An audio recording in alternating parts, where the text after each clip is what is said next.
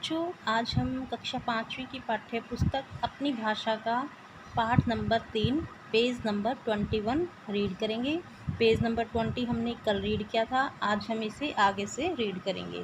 Confucius समझाते हुए बोले, दांत कठोर है और जीभ कोमल व लचीली। जिसमें लचीलापन होता है, कोमलता होती है, जो नम्र होता है, विनयी होता है, वह अधिक टिकाऊ होता है, जीवन में जीतता है तथा दीर्घजीवी होता है। इसी प्रकार जिसकी वाणी शांत, मधुर व संयमित होती है, उसका प्रभाव अधिक होता है, किंतु जिसकी वाणी कठोर व कड़वी होती है, कुछ समय पश्चात उसका महत्व नहीं रहता। इसका आशय है कि जीवन में वाणी या कड़वी या बोली का बड़ा महत्व है। जो कन्फ्यूशियस जी है वो कहते हैं कि जो दांत है वो कठोर होते हैं और जो जीभ है वो कोमल और लचीली होती है। और जो कन्फ्यूशियस जी है वो कहते हैं कि जिसमें लचीलापन होता है, कोमलता होती है और जो नम्र होता है वो अधिक टिकाऊ होता है और जीवन में वही जीतता है और वही दीर्घजीवी होता है। तो अगर आपसे पूछा जाए कि दीर्घजीवी कौन होता है, तो जिसमें कोमलता हो, जो नम्र हो, विनयी हो, वही क्या होता है, दीर्घजीवी होता है। इसी प्रकार जैसे जिसकी वाणी शांत होती है, मधुर व संयमित होती है, उसका प्रभाव अधिक होता है। वाणी मतलब जो मीठा बोलता है उसका प्रभाव अधिक होता है, और जो कड़वा बोलता है वो क्या होता है, उस कुछ समय के बाद उसका महत्व जो है वो कम हो जाता है।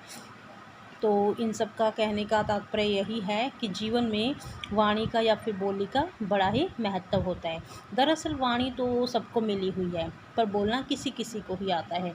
बोलते तो सभी है, किंतु क्या बोले, कैसे बोले, कब बोले, यह समझ हर एक के पास नहीं होती। वैसे तो जो वाणी है वो सबको मिलती है, बोलना सबको आता है, लेकिन जो ये बोलना होता है वो किसी किसी को ही आता है।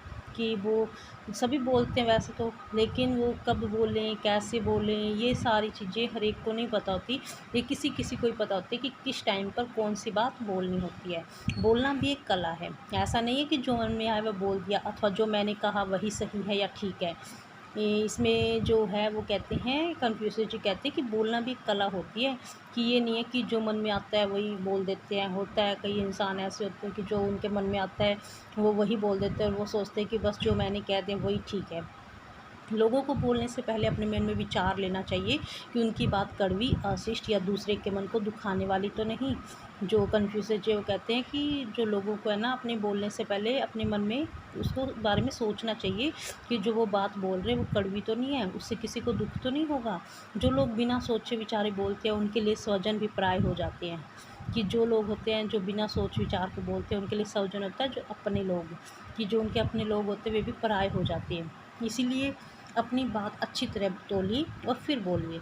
इसीलिए कहते हैं कि अपनी बात को पहले तोलो, मतलब उसको पहले अच्छी तरह से विचार करो और फिर बोलो। क्योंकि कमान से निकला तीर व मुंह से निकला वचन लौट कर नहीं आता। क्योंकि इसमें कहा गया है कि कमान होते धनुष, कि अगर धनुष से तीर निकल जाए और वैसे ही अगर मुंह से कोई भी आपकी बात निकल जाए वो वापस लौट कर नहीं आती।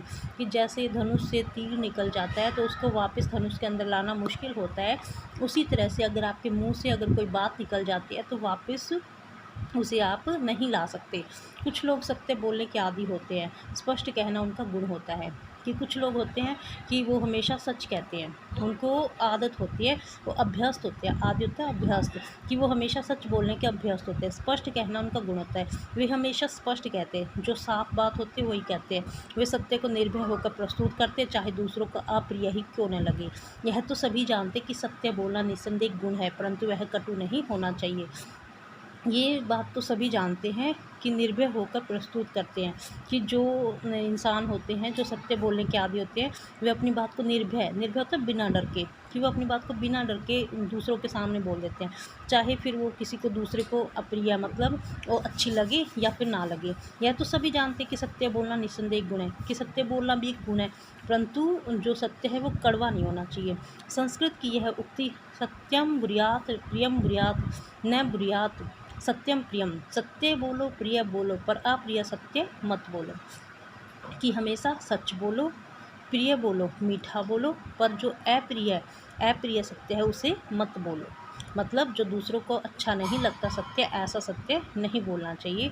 सावधान करती है कि जो बोले वह सत्य भी हो, मधुर भी हो और वह प्रिय भी हो। कि इसमें जो कहते हैं कि आप जो सत्य बोलते हो वो हमेशा मीठा भी होना चाहिए और प्रिय भी होना चाहिए। अप्रिय सत्य समाज और व्यवहार में स्वीकार्य नहीं होता। कि जो आप अप्रिय मतलब जो दूसरों को अच्छा नहीं लगता ऐसा सत्य जो बोलते हैं वो समाज और व्यवहार आपको स्वीकार नहीं करते। इस विषय में तुलसीदास जी ने कहा भी है, तुलसी मीठे वचन से सुख उपजत चहु ओर, वशीकरण एक मंत्र है तजिए वचन कठोर। आपने ऐसे कई नेताओं, कवियों, कलाकारों व कथावाचकों के विषय में सुना होगा जिन्हें सुनने के लोग सारे काम छोड़ जाते हैं। यह उनके बोलने की कला ही तो है। आपके बोलने का तरीका ही आपके व्यक्तित्व का परिचायक है। आपकी सोच व समझ का आपकी बोली प्रकट करती है। बाहरी कपड़े व आभूषण तो लोगों को कुछ समय के लिए प्रभावित कर पाते हैं, आपकी बोली लोगों को लंबे समय तक प्रभावित करती है। तभी तो कहते हैं कि आपका भूषण है आपका भाषण।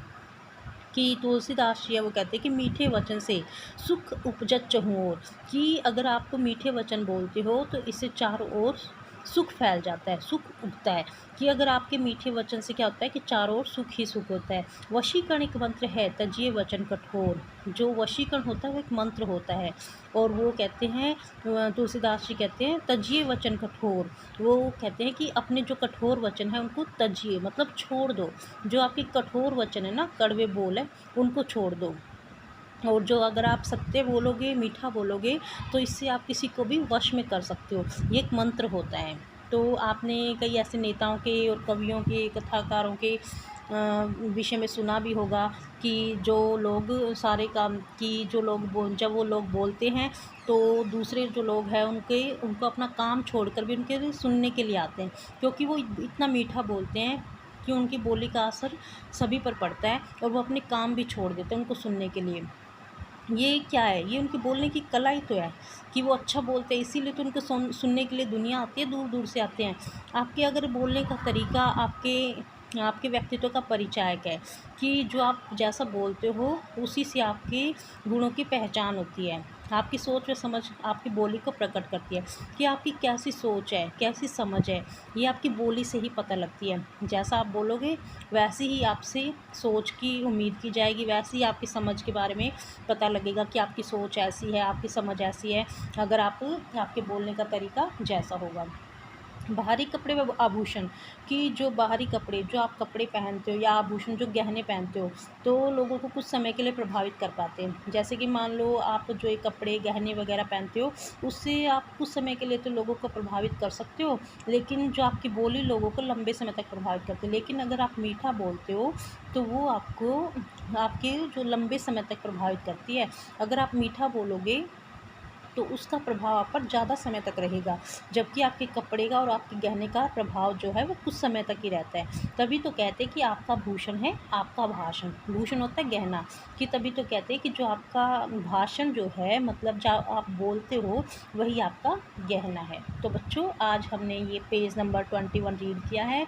अब हम पेज नंबर 22 कल रीड करेंगे। तो बच्चों आपको ये वीडियो ध्यान से सुनने भी है और इसे लाइक भी करना है और सब्सक्राइब भी करना है। Thank you.